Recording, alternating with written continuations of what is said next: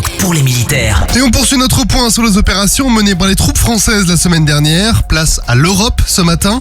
Les détachements français déployés en Estonie et en Roumanie, respectivement pour les missions Lynx et Aigle, sont entrés dans leur phase de relève. À cette occasion, les autorités roumaines ont participé au baptême du camp Berthelot à Cincu, du nom d'un général français engagé pendant la Première Guerre mondiale aux côtés des forces roumaines. En Estonie, la compagnie d'infanterie légère, déployée dans le cadre d'un partenariat bilatéral avec l'Estonian Defence League ou EDL, a conclu son déploiement qui sera renouvelé à l'automne. Ce dispositif permet la formation de volontaires estoniens et mise sur le partage d'expériences entre les troupes alliées. Il a été mis en place en complément de la mission Lynx. Dès son arrivée, la compagnie a débuté sa préparation opérationnelle défensive avec des exercices de tir collectif, des instructions au tir mortier et des entraînements tactiques conjoints avec ses homologues estoniens.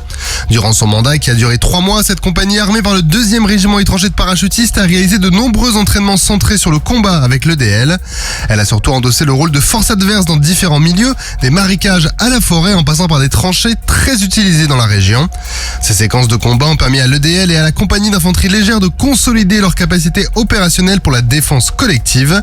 Et en mai, le dispositif français a participé à l'exercice majeur Springstorm, durant lequel il a été déployé aux côtés des Estoniens sur l'île de Hiiumaa à l'ouest du pays. Les légionnaires ont ensuite clos leur mandat par un tir de missile moyenne portée anti-char dans les tranchées de la zone d'entraînement de Tapa. Ce déploiement a permis de mettre à l'honneur l'engagement de la France pour la défense de l'Estonie et le renforcement des liens entre ces deux nations alliées. En Atlantique Nord, les 3 unités françaises engagées dans la 53e édition de l'exercice de l'OTAN Baltops ont rejoint la mer Baltique et ont débuté des entraînements interalliés. L'équipage du porte-hélicoptère amphibie Mistral, renforcé par l'armée de terre afin de former un groupe amphibie composé de la 9e brigade d'infanterie de marine, de la 6e brigade légère blindée et de la 4e brigade d'aérocombat, a ainsi accueilli à son bord des hélicoptères V-22 américains avant de conduire un exercice d'appui-feu conjoint avec les forces américaines en combinant les V-22 et les hélicoptères embarqués Tigre du 5e régiment d'hélicoptères de combat. La frégate multimission Auvergne a quant à elle intégré la force navale multinationale en protection du groupe constitué autour du porte-aéronef espagnol Juan Carlos.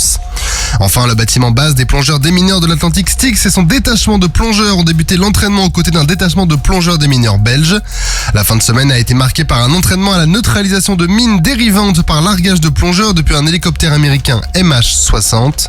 Cette première semaine a permis d'illustrer l'engagement des unités françaises et alliées en faveur du renforcement des capacités et de l'interopérabilité, le tout dans un environnement en constante évolution.